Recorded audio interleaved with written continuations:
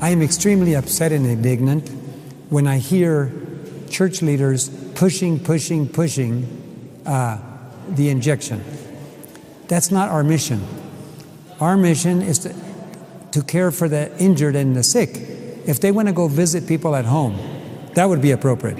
If they want to encourage members to go visit the poor, the widows, the orphans, go to the prisons, that would be appropriate. Jesus himself asked us to do that. But to get involved in a New World Order agenda and pushing it from the pulpit, and at the same time avoid preaching what we're here to preach. Prepare the world for Jesus' coming. Nothing about Jesus' coming, nothing about his work in the sanctuary, nothing about replicating Christ's character. It's all hot air. I get really upset to hear all this hot air when they're pushing it, and they say, well, render unto Caesar what is Caesar's, and unto God what is God's. I would say, let Caesar do what Caesar does. Let the governments and New World Order, let them do what they do. We have our job cut out for us, and our job is not to push their agenda. But how many Adventist pastors and administrators, divisions, general conferences, they're pushing somebody else's agenda. Leave that alone. Let Rome do what Rome does. God will deal with Rome. Let the New World Order do what they do. Our job is to prepare the world for Jesus' coming and to care for the injured and the sick and the hurting. If we do that, then God will bless his church. But right now, we're on another detour, pushing the other agenda. And not only that, there are so many voices in the world telling us how injurious this is. It's not an accident that every time all the world leaders get together with Rome, the last one to be introduced is the Seventh-day Adventist.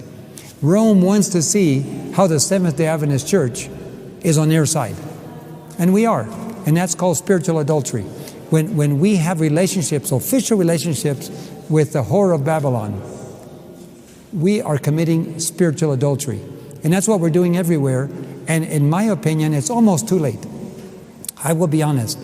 I've worked for the church for 30 years, carried heavy responsibility, administrative responsibilities, in health work, in ADRA work, in communication department, in information management.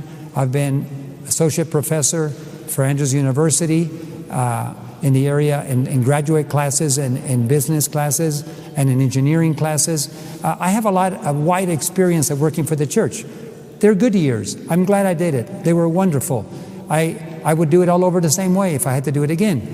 But when we start deviating from our mission and getting involved in something that for many people is very injurious, it's going to backfire. It's going to backfire on the church. When people start realizing the church has been pushing something that is killing people, it's not going to help the church. But on the other hand, it's not our agenda, and those that are pushing it don't care if the Adventist church dies. They want to see God's remnant people paralyzed anyway. So it doesn't matter if we get hurt. But why are church leaders getting involved in Rome's agenda? So I would say it's almost too late to go backwards. If God's going to finish the work in the world, he's going to do it with his remnant people that are inside the church. It's not going to be the denomination. The denomination everywhere has taken steps to compromise. And they are doing Caesar's work. They are doing Rome's work. And unfortunately, though I love the church, I've come to the conclusion the denomination will not finish the work. They're already involved in somebody else's agenda. It will be God's people inside the church that are going to do the work. The tares are going to be separated. Those that are doing somebody else's agenda will soon be thrown out of the church. God will cleanse and vomit out the lukewarm. And those that are left, which will be very few, are going to be the ones that are going to receive the Holy Spirit and finish the work. It's a very sad thing to say that. After dedicating my life, I don't regret it. I would do it again, but it's too late. We cannot reverse 30 years of going the wrong direction. And though I have love for the church, God has love for the church. He loved Israel, but he eventually had to cut them off. And I believe that's what's going to happen very soon when the door closes. The door of probation will close for God's people in the Adventist church when the Sunday law comes. And then we will find out who really is God's people and who's working for Caesar.